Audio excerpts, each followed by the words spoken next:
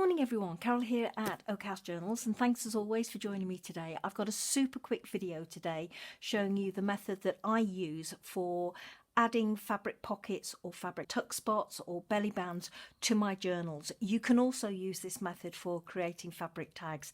Super easy. You use it for this sort of pocket. Let me show you here.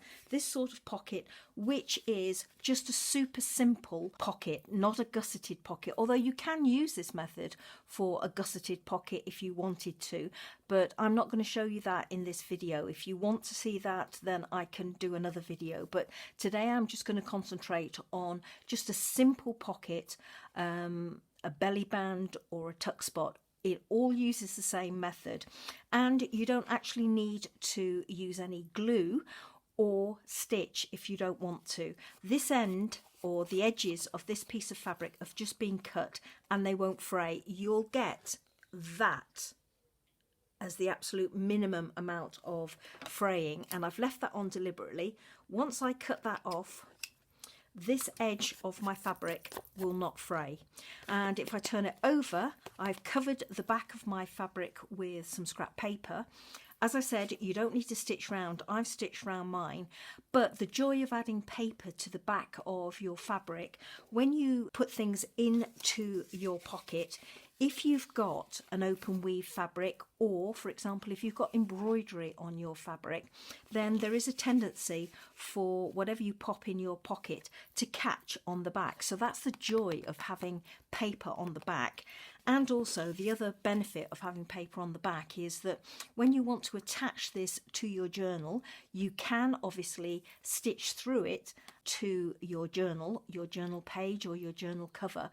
But if you don't want to do that, then what you can do is you can just glue this on three sides, and because this is paper, it will stick to either your cover or your pages in your journal.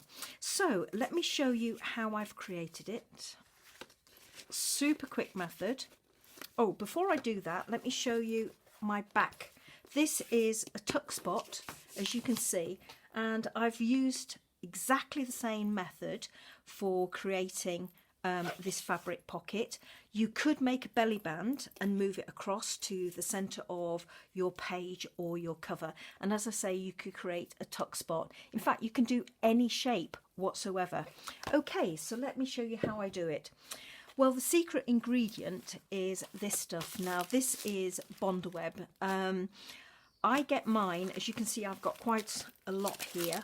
I get mine from Amazon. Now, there are loads and loads of different brands out there. I will put the link to this particular brand that I buy in the description box below the video. I'm not an Amazon associate or affiliate. I'm just saying to you, this is the brand that I use and I like it. But as far as I'm aware, any Bondaweb brand, anything that is sort of Bondaweb will work. So you don't need to go on Amazon. You can get this anywhere online. You can get it from your local haberdashery shop. So how do I do it? Well, all I do is, I've got some bits and bobs off to one side. First off, I have my piece of fabric cut larger than the size of the pocket or the belly band that I want to create, just marginally bigger. Then I cut myself a piece of the Bondaweb. Now, Bondaweb, if you're not familiar with it, has a paper backing and a glue side, and you can tell from the texture.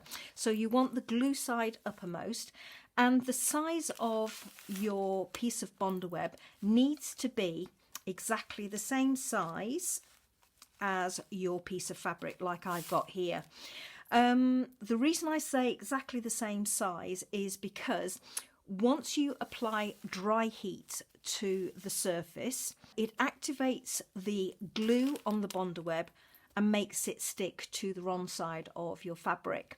Now, if you have any Bondaweb peeping out of the top of your fabric, when you activate the Bondaweb, that glue will stick to the bottom of your iron. So you need to make sure that your piece of Bondaweb is trimmed exactly to size, or the other way around that, if you've got a piece of Bondaweb that is bigger than your piece of fabric, is to put a piece of greaseproof paper over the top of your layers and then iron.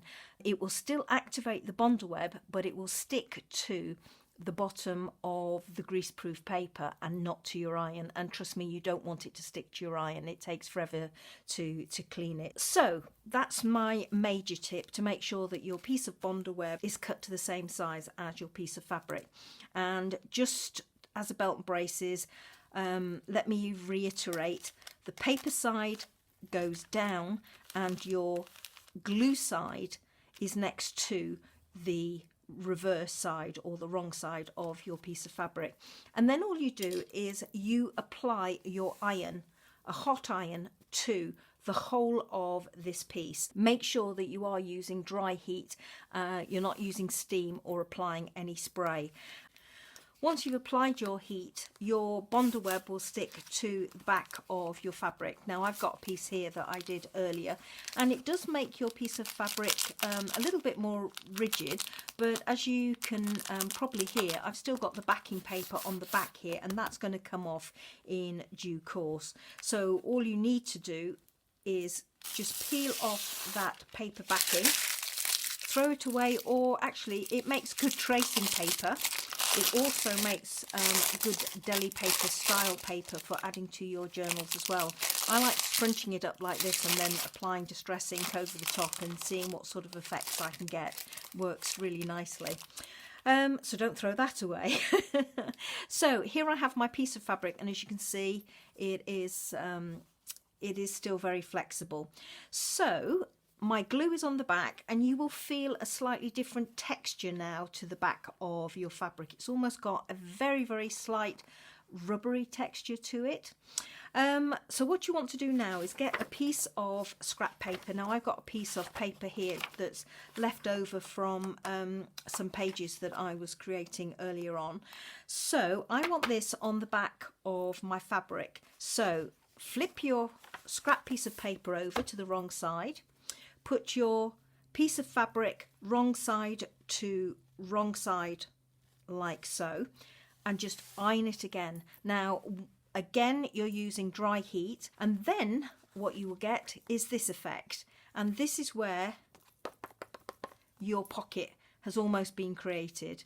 You have your fabric stuck to your scrap of paper, and then obviously all you need to do is trim it to size. Now this is a piece that I've trimmed to size here. You could use a rotary cutter and a metal edge to create your piece the size that you want. As you can see, here's my trimmings. You can use a guillotine, or you can use a pair of scissors. Anything will work on this. It's absolutely fine. You could just glue that to your journal to create a tuck spot. You could glue it at the top and at the bottom and create a belly band. You could cut some fancy shapes out of this if you want to create a corner tuck, or create a fabric tag. So there's loads of options, plenty of things that you can do with this. You don't have to worry about seepage using Fabri-Tac or 3-in-1 or any other fabric glue, because that's not going to happen with this. And I also use this method for doing my journal covers. I think it's brilliant, Bondaweb. The only thing I would say is when I do my journal covers, I generally sew afterwards, just as an extra belt and braces. But that's my personal preference.